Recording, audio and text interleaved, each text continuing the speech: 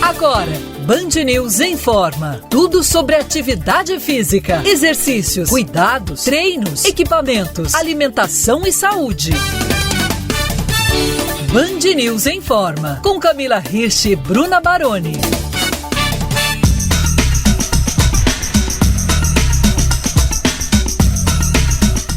% da população global é anêmica, segundo a Organização Mundial da Saúde. No Brasil, o Ministério da Saúde estima que metade da população tenha carência de ferro, um problema que atinge principalmente grupos com menor renda. Como a gente pode prevenir esse quadro? Mudar os hábitos alimentares é suficiente?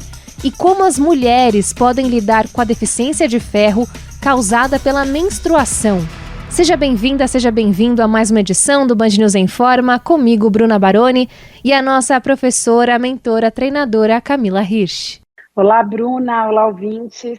É um prazer esse final de semana estar aqui com vocês, falando de um tema. Bom, eu sou suspeita que eu gosto de todos os temas, mas um tema muito importante, né? E eu acho que toca diretamente a mim e uma série de pessoas que a gente convive, mulheres, e eu acho que a gente vai ter uma conversa muito bacana com dois feras no assunto que vai tirar a dúvida de todo mundo e deixar a gente bem atualizada. Isso, dois especialistas no assunto, e um deles já é de casa, o professor titular de nutrição da USP, Lancha Júnior. Bem-vindo mais uma vez, professor. Bruna, muito obrigado pelo convite seu, da Camila, para estar aqui com vocês falando de um tema tão relevante que é essa questão da saúde, particularmente envolvendo a saúde do ferro, né? E como esse ferro tem uma relevância na nossa questão de produção, transporte de oxigênio e também como ele pode ser positivo ou negativo. Nem todo ferro é mocinho, tem ferro e pode ser bandido também nessa história, a gente vai falar disso. Legal, e a gente também tem o prazer de receber o Dr. José Maria Soares, que é presidente da Comissão de Ginecologia Endócrina da Federação Brasileira das Associações de Ginecologia e Obstetrícia. Doutor, muito bem-vindo aqui ao programa. É um prazer estar com vocês. Nós vamos conversar hoje sobre um tema que acomete muitas mulheres. E, veja, acomete também o desempenho profissional delas, a qualidade de vida. E a gente vê muito mulheres com anemia que têm os sangramentos volumosos, irregulares. Aquelas mulheres que estão começando a menstruar, aquelas mulheres que estão chegando próximo do climatério e outras mulheres que têm ovários policísticos também podem ter uma menstruação aumentada e irregular, levando a anemia. Fora, o que foi dito antes pelo professor Antônio Lancha, a questão nutricional. E não podemos esquecer que uma outra situação que também faz um consumo de ferro é durante a gravidez. Também devemos chamar a atenção das mulheres para esse aspecto. Bom, muito assunto para a gente tratar aqui hoje, muitos temas, mas eu queria começar uma pergunta para o professor Lancha, aquela pergunta conceitual, né? Qual é a função do ferro no nosso organismo, professor? Bruna, o ferro, ele desempenha inúmeras funções, né? Todo mundo lembra do ferro, muitas vezes no transporte de oxigênio, que também é talvez a sua função mais relevante na nossa saúde, mas não só isso, o ferro ele tem também uma participação importante num conjunto de coenzimas. Só explicando para os nossos ouvintes, as coenzimas são estruturas moleculares que participam de reações e fazem as reações acontecerem de forma mais rápida. Sem essas coenzimas, nosso corpo seria totalmente lentificado. Nós temos também esse ferro presente dentro das células, em todas as reações que envolvem a produção de energia. Então o ferro ele está presente no nosso organismo de uma forma extremamente importante, e vale lembrar que nas mulheres, muitas vezes, a deficiência de ferro, ela pode se pronunciar de uma forma que ela nem pensa, que é exatamente a queda de cabelo. Então, muitas mulheres acabam tendo a alopecia ou alopécia, como alguns gostam de chamar, por decorrência dessa deficiência de ferro no organismo. Bruna? Você falou desses sintomas, né, da queda de cabelo, né, da falta de ferro ou da baixa quantidade de ferro. A mulher tem uma oscilação diferente do homem de ferro durante o mês em função da menstruação, é isso?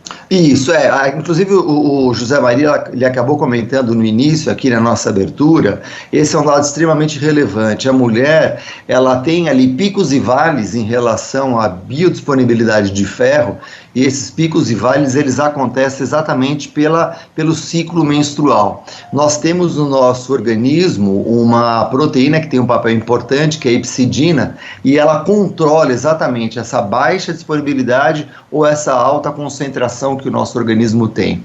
Vale lembrar que a nossa reserva, entre aspas, de ferro está no nosso fígado, e é exatamente esse consumo regular de alimentos contendo ferro, que na grande maioria das vezes é o alimento de origem animal, a gente vai falar um pouquinho mais disso adiante, é que vai fazer com que essa reserva de ferro presente ali no fígado e depois disposto em todo o tecido hematopoético, né, que vai produzir as células vermelhas, é que vai fazer com que essa mulher, em seus momentos de baixa concentração de hemoglobina ou de alta concentração de hemoglobina, tenha esses picos e vales da hemoglobina mais normalizados, sem que isso afete a sua disposição, a sua capacidade de trabalho e a sua capacidade de se relacionar com a atividade física, que a Camila sabe muito bem, e muitas vezes essa deficiência de ferro pode levar a um pseudo quadro de depressão que não tem nada a ver com a depressão, mas sim a deficiência de ferro.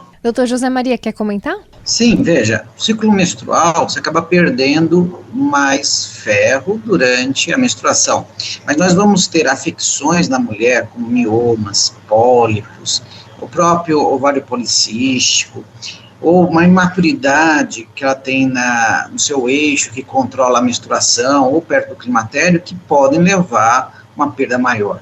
E veja, como ele falou muito bem a respeito da perda de cabelo, mas também vamos ter fraqueza, vamos ter mal-estar, perda de desempenho das suas atividades, até memória acaba afetando também nessas mulheres, e isso leva a uma diminuição da qualidade de vida com o tempo, principalmente naquelas que desenvolvem anemia crônica. Agora, quando a gente fala do homem, e tirando o ciclo menstrual, por mais que ele afete muito a quantidade de ferro e todas as funções que ele acaba tendo dentro do organismo, o homem também pode sofrer disso, e não tem nada que estimule, por exemplo, ele ser mais anêmico, menos anêmico, não tem. Boa pergunta, Camila. O que acontece com o homem é que o ferro, de uma forma geral, ele tem uma meia-vida no nosso organismo. Esse ferro, ele segue para as células vermelhas, ele segue para as coenzimas, segue para os citocromos, e depois ele precisa ser reciclado. Normalmente ele é transferido para uma célula do sistema imune, que é o macrófago, que vai dar fim a esse ferro nos tecidos que fazem essa função. Muito bem. Então, existe uma demanda regular de ferro, se estima algo em torno de 2 miligramas de ferro por dia, que é exatamente a quantidade média perdida no nosso dia a dia. O homem tem, então, também essa perda e tem esse ciclo do ferro. O que ele precisa é fazer uma ingestão regular deste ferro para que neste ciclo, perda e reposição, o balanço permaneça negativo. Senão a tendência é ele também evoluir para a anemia.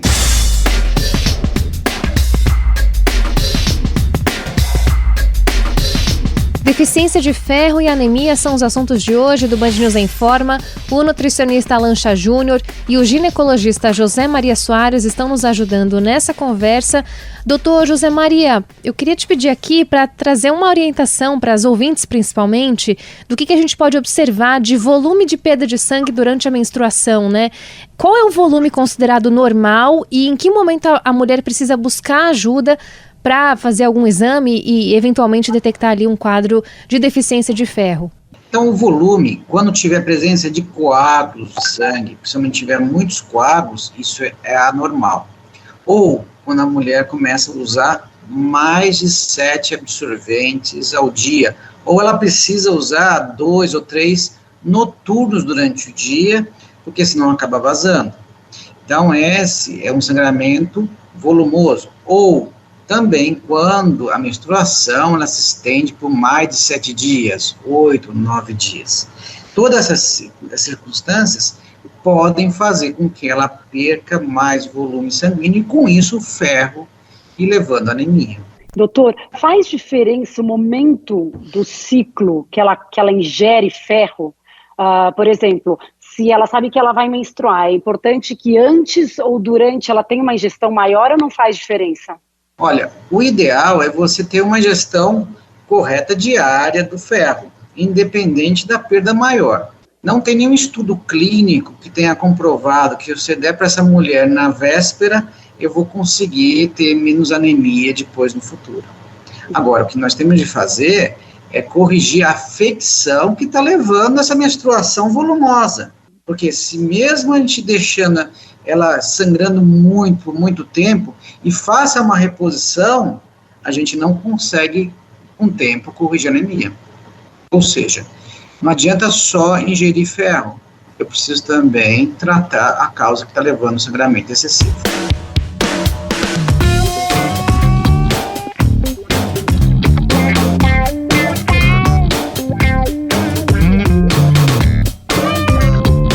Cansaço, perda de apetite, tontura, falta de ar, problemas com memória são alguns dos sinais do quadro de anemia. Esse é o assunto de hoje do Band News Informa, que está recebendo o nutricionista Lancha Júnior e o ginecologista José Maria Soares. Professor Lancha, você pode explicar para a gente a diferença do ferro para a ferritina? Perfeito. O que nós temos, Bruna, é que a ferritina é a forma pela qual o nosso organismo ele transporta o ferro.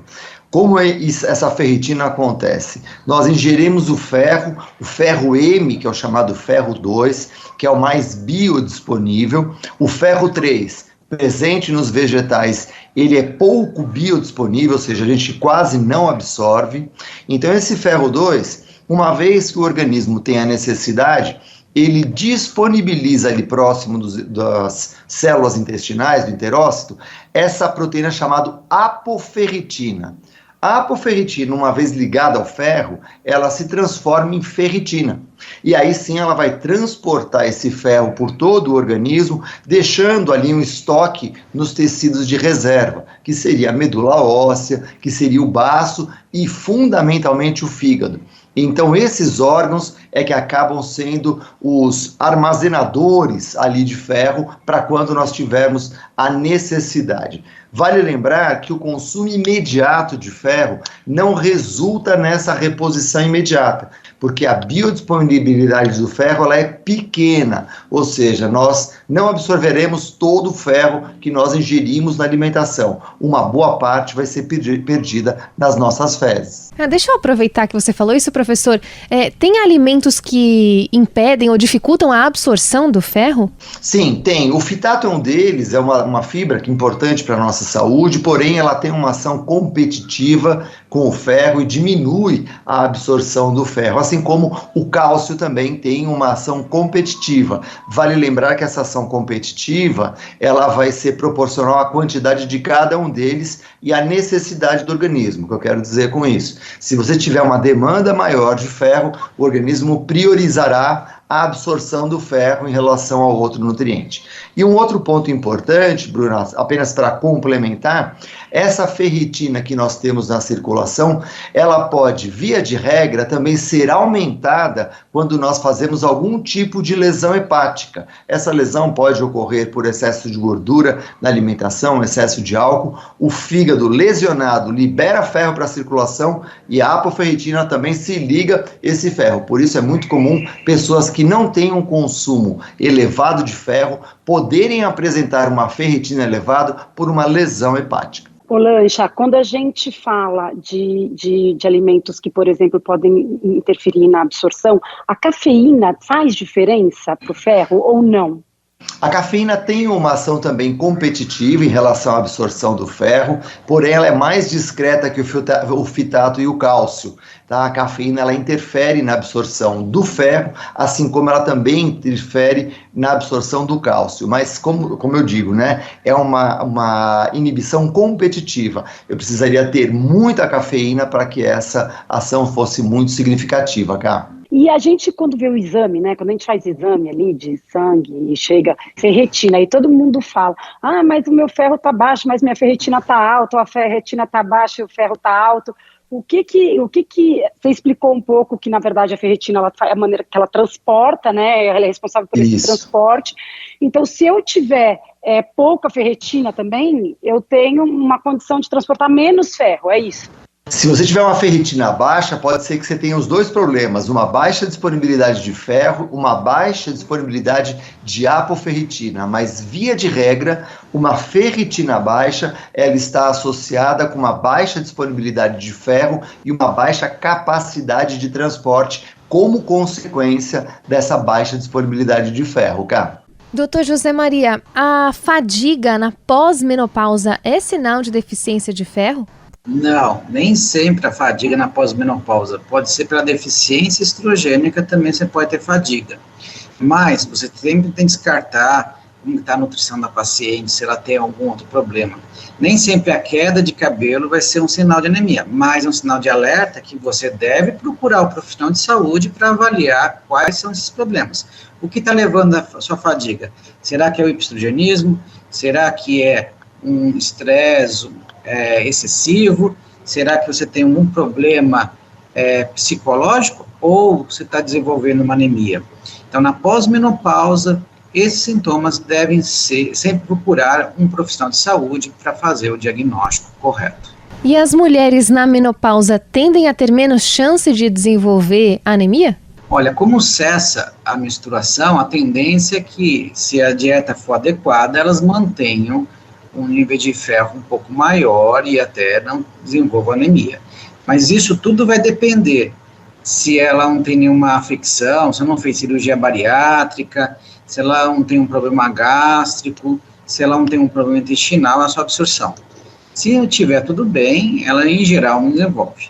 Mas com o envelhecimento, a gente sabe que pode ocorrer também uma diminuição da absorção, por isso que é importante sempre serem avaliadas quando tiver os sintomas. Doutor, a mulher que usa ou algum método anticoncepcional que bloqueia a menstruação, ela sofre menos de anemia? Em geral, se você comparar com as mulheres que têm um fluxo, sim, isso acontece. Tanto que um dos tratamentos, quando a gente tem um sangramento muito intenso, a gente não tem uma afecção que justifique, né? A gente acaba fazendo o que a gente chama de esquema estendido, ou seja, a gente acaba passando a pílula continuamente. Ou a gente tem outros dispositivos que a gente pode utilizar, intrauterinos, que diminua esse fluxo, e algumas pacientes podem ficar até sem menstruação. A mesma coisa com os implantes contraceptivos que podem, às vezes, também diminuir esse fluxo menstrual. Isso ajuda muito. Mas aí quando ela deixa de usar esse método contraceptivo, e aí depois ela volta a ter ela pode voltar a ter um volume muito grande de perda de sangue a ponto de chegar a desenvolver uma anemia? Olha, isso vai depender de caso a caso. Tem mulheres que depois você faz um ciclo estendido, separa, às vezes volta a ter um fluxo normal. Outras podem ter um fluxo abundante, e isso é mais comum quando já tem alguma doença no útero, por exemplo, um mioma, uma adenomiose, um pólipo, né, grande. Aí quando elas vêm menstruar, podem até ter um fluxo tão grande que elas acabam procurando pronto atendimento. E algumas podem ter tonturas e podem até entrar em choque dependendo do volume que elas perdem.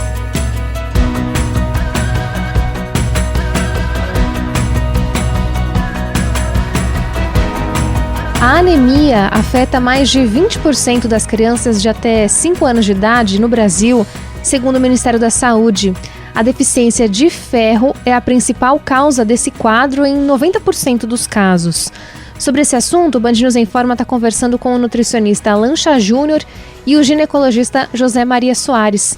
Professor Lancha, os polivitamínicos ajudam no tratamento, pensando nessas crianças, principalmente, né, que são afetadas pela anemia? Essa pergunta é importante, Bruna, porque um dos fatores que mais compromete o crescimento infantil é exatamente a deficiência vitamínica e mineral. Hoje, nos tempos que vivemos, é muito fácil ocorrer uma deficiência nutricional, porque existe uma tendência a uma monotonia alimentar. Então, o primeiro cuidado são as famílias diversificarem os alimentos ali ingeridos. O uso dos multivitamínicos, sem dúvida, é uma alternativa. Vale lembrar que os multivitamínicos colocam numa concentração muito adequada essas vitaminas e minerais. Entretanto, se você tiver ali uma ação competitiva desses minerais, novamente a gente vai ter cobre, zinco, ferro competindo pela sua absorção. Então, é importante, ele pode ser utilizado, e a minha sugestão inicialmente comece pela matriz, que é a alimentação. Verifique se essa alimentação ela não está adequada, se ela pode melhorar. Se ela puder melhorar, dê esse passo adiante e, como opção secundária, utilize o multivitamínico, que pode sim ser uma alternativa para corrigir essa deficiência. E tem diferença nesses polivitamínicos, esses multivitamínicos de criança para determinadas fases da vida? Isso é importante porque a tendência é exatamente fazer esse ajuste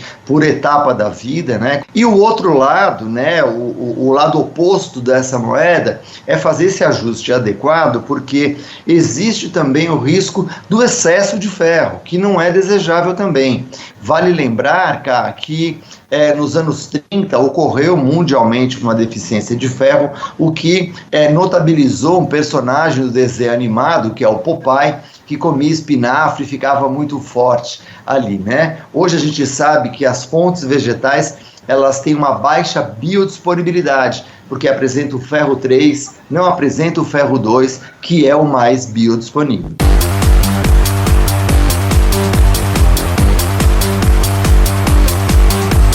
O hemograma é o principal exame de sangue feito para detectar um possível quadro de anemia.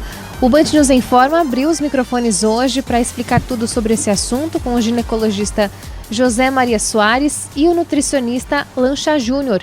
Professor, eu queria falar rapidamente aqui sobre as pessoas que seguem a dieta vegana ou vegetariana, se elas tendem a ter mais chance de desenvolver anemia. Sim, todos os indivíduos que optam pela alimentação vegetariana e vegana, fundamentalmente os veganos, eles correm mais esse risco.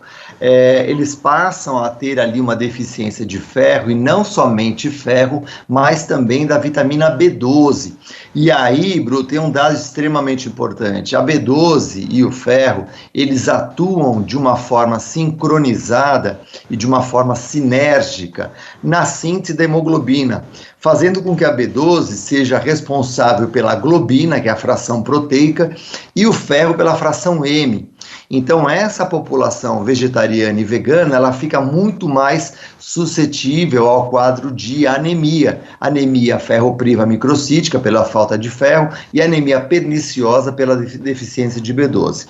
E isso pode aparecer inicialmente com uma tristeza, um estado mais melancólico, e nem sempre ela aparece com um sinal mais importante da anemia, mas quando ela faz o exame de sangue aparece ali a anemia. Então é importante as pessoas que fazem esse tipo de opção alimentar observarem que a ingestão de ferro de origem vegetal apresenta baixa biodisponibilidade.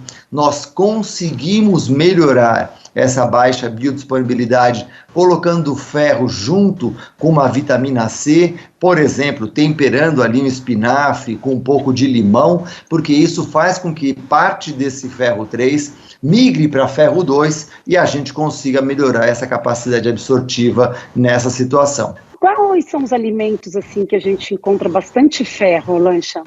Então, se a gente lembrar da nossa infância, cá, lembra que todo mundo comia bife de fígado? Pois é, o bife de fígado é aquele que todo mundo tem faz aquela carinha meio torta, mas é uma boa fonte de ferro.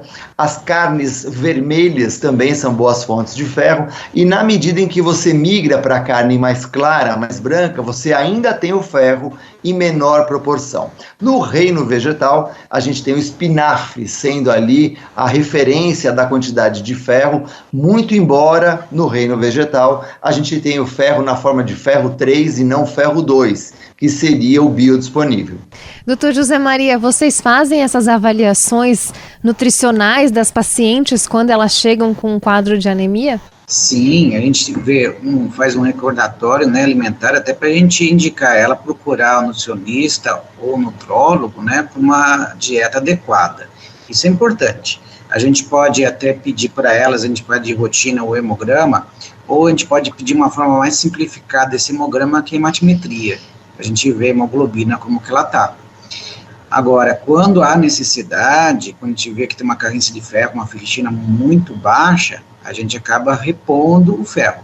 Lembrar que, além da vegana, né, nós temos também a paciente com cirurgia bariátrica, que pode também ter deficiência de B12 e ferro. Não podemos esquecer da paciente que também está desnutrida, que tem uma dieta extremamente consumindo alimentos ultraprocessados, às vezes esses alimentos não têm ferro, ou eles são veganos, que pode também levar à anemia por ferro e a vitamina B12. Então, nesse caso, nós temos. E lembrar também que temos uma outra situação que diminui a B12, são aquelas mulheres que têm resistência à insulina, intolerância à glicose ou até o diabetes, que fazem o uso de metformina por longo tempo. Elas também podem diminuir, depois de 6 meses, 1 ano, dependendo da sua dieta, a quantidade de vitamina B12. E doutor, como que é feita essa reposição de ferro? Como que vocês orientam, né, também? Como que vocês avaliam qual que deve ser a quantidade, enfim, o tratamento mesmo com a reposição, como é feito? Primeiro a gente tem que saber como é o quadro clínico do paciente. Como foi colocado antes, se tem um sangramento abundante, a gente precisa controlar esse sangramento. Depois, a gente vai dar uma quantidade de ferro que a gente pode pegar de 100 a 200 miligramas, se for uma anemia leve, ou se tiver uma paciente que entre em choque, precisa internar, aí a gente pode fazer ou endovenoso, ou inclusive uma transfusão de sangue, dependendo do nível de hemoglobina. Se a hemoglobina estiver muito baixa, abaixo de 7, se tiver uma instabilidade, ou seja, o batimento cardíaco estiver muito alto, tiver um pulso muito alto, tiver um comprometimento cardiovascular, aí a gente interna e às vezes precisa fazer uma reposição, não só de volume, mas às vezes de derivados do sangue.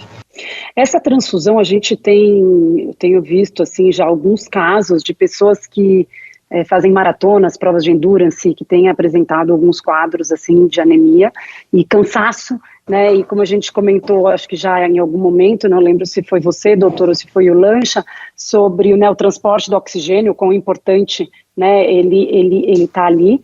Agora, tem algumas pessoas que têm feito essa transfusão de sangue para tratar. Isso é uma coisa segura? Procede? Qual o risco que tem isso? Olha, hoje, né, eu acho que o professor Lancha concorda comigo, isso daí é uma exceção.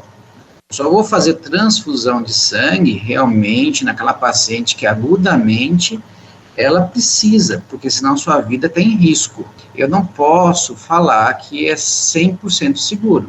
Ou seja, eu preciso saber o risco que essa paciente está tendo com o benefício que vai ter. Eu acho que o Zé Maria colocou muito bem essa questão, né? Uma questão é o risco que a pessoa tem à vida, ou seja, a gente precisa ter esse cuidado médico de uma forma muito bem controlada e muito bem dirigida.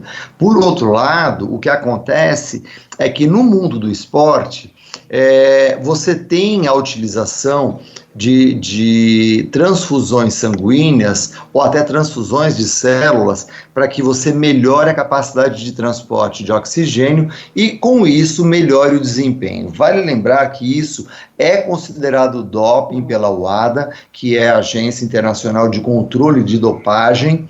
Existe uma técnica para se aferir se aquele sangue é do paciente ou não, que é exatamente o passaporte biológico.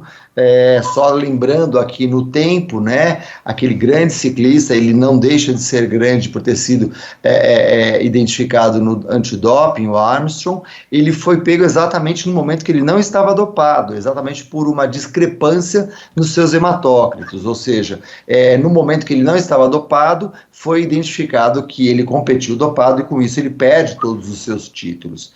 Um ponto importante não é nem a questão do doping ou não, que isso é óbvio que é uma decisão muito pessoal, é muito individual. É importante que os nossos ouvintes eles tenham essa clareza de que essas técnicas de transfusão de sangue em pacientes que não têm indicação médica para isso, expõe esses indivíduos a sérios riscos. E aí, quando a gente está falando de sérios riscos, não são riscos muito simples, porque a gente está falando de síndrome metabólica, a gente está falando de risco cardiovascular, a gente está falando de alterações do funcionamento intestinal e também a gente está promovendo a proliferação de células tumorais. Ou seja, não é uma brincadeira, não é uma coisa que se pense em fazer em qualquer lugar, sem uma perfeita supervisão médica, porque o risco ele é muito sério.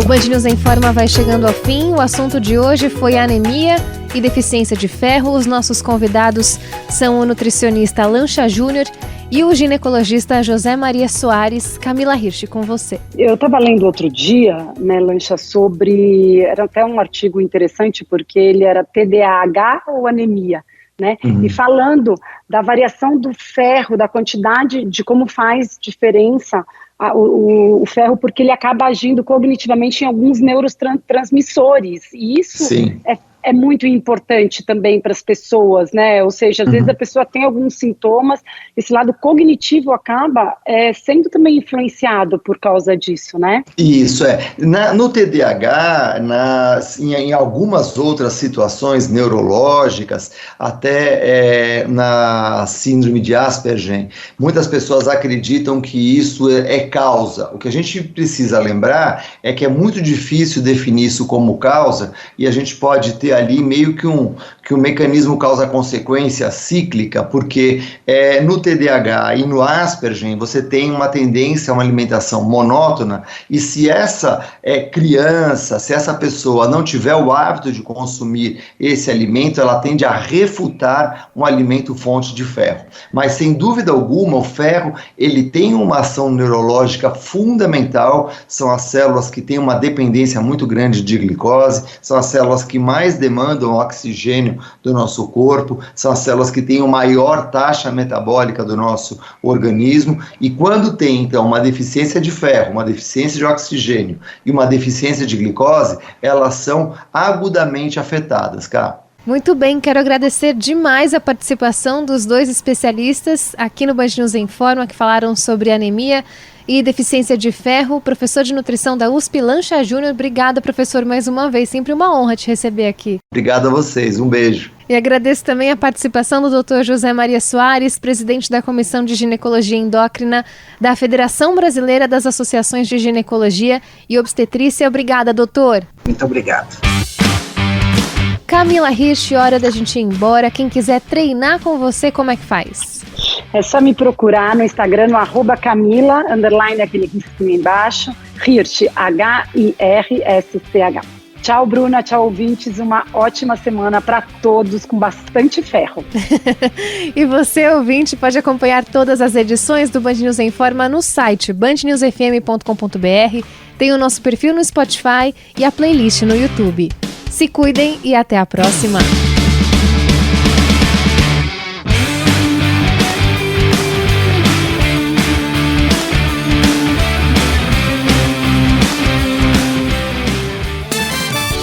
Você ouviu Band News Informa.